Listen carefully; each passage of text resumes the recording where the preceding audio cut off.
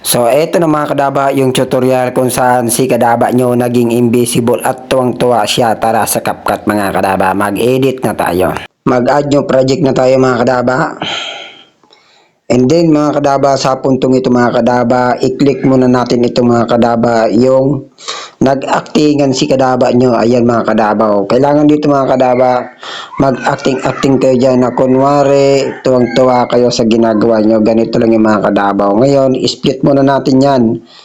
And then, i-delete yung sa unahan, i-delete. So, mga kadaba, dapat mag-focus ka lang mga kadaba sa pagkukontent mo. Nang sa ganun, mag-grow yung channel mo, ha? Ganyan, dito na tayo. Nasa sa'yo na yung mga kadaba kung ilang segundo ang gagawin mo. Ngayon, split na natin.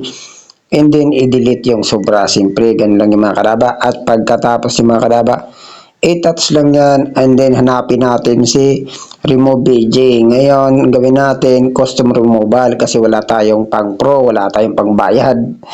I-click lang yung brush niyan mga kadaba. So, ngayon, i-adjust natin kung ilang adjust yung gusto nyo. Depende yan sa inyo mga kadaba. So, sa akin, nasa 10 lang. Bahala na kayo kung ilang adjust ang gusto nyo. So, mag-brush na tayo. And then, ganito lang mag-brush niya mga kadabaw, ganyan o, ayan o. So, ganyan lang ang pag-brush niya mga kadaba, ganyan lang, brush lang natin yan. Okay lang yung mga kadaba magsobra-sobra. Kasi invisible naman yung gagawin natin ditong content mga kadaba. Di kuwari, tuwang-tuwa si kadaba nyo. So, ganyan lang mga kadaba, ha? Mag-edit mga kadaba, ha? Ganyan lang o, yan, ganyan lang mga kadaba. Kasi kung naka-pro nga naman talaga mga kadaba, mahirap yun pag naka-pro kasi wala tayong pang ano dyan, pambayad. Kaya dito lang tayo mga kadaba sa mga sobra-sobra. Dito lang tayo sa mga ano, pag-edit ng mga ganito mga kadabaw.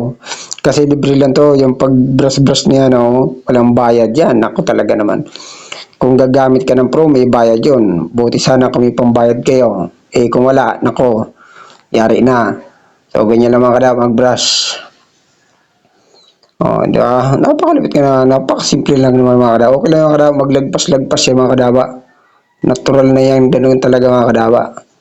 Ngayon, pag okay na, ayan, antayin lang natin na magkulay green yung mga kadaba yung nasa gilid niya, no? Yun, yung may nakalagay na apply future. Ganun lang mga kadaba, antayin lang natin. So ngayon mga kadaba, nagkulay green na siya at nag-check na. Ngayon, i-check na lang natin yan. Siyempre, ayan, pag okay na siya mga kadaba, ang gawin natin dyan, export muna natin yan. Antayin natin mag-export. Ngayon, i-done natin mga kadaba, done. And then, pagkatapos nito mga kadaba, mag-add new project ulit tayo mga kadaba. Hanapin natin yung video na kung saan nagpa-under si Brad ng motor niya na kunwari, hindi niya alam kung nasaan ako. So, asan ka na ba? Ito na yung mga kadabaw. Ayan. So, dito mga kadaba, sa puntong ito mga kadaba, yung ginawa ko dito mga kadaba, nag-video-video lang naman ako, binidyohan ko lang si utol ko na nagpapandar ng motor niya. Ngayon, bahala na kayo kung ilang segundo yung gusto nyong ikat. Yan, dito tayo mag-split mga kadaba. Yan, i-delete yung sa unahan din.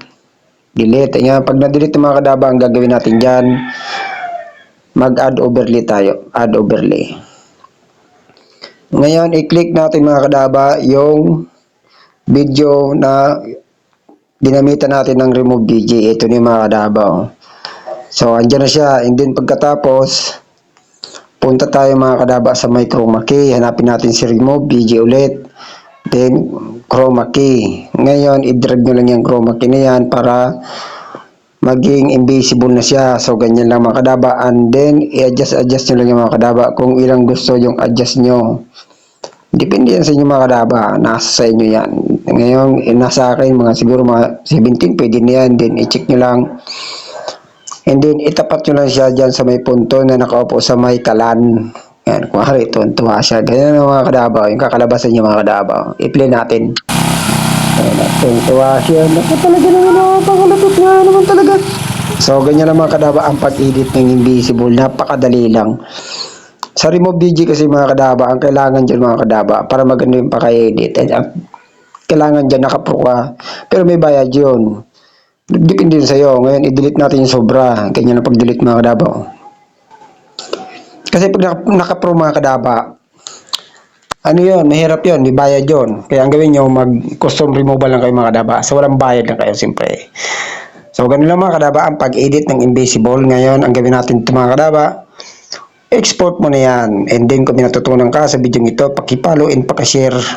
Nang sa ganun yung mga baguhan makaalam sa pag-edit na ito mga kadaba. Thank you very much. Hanggang dito na lang kadaba.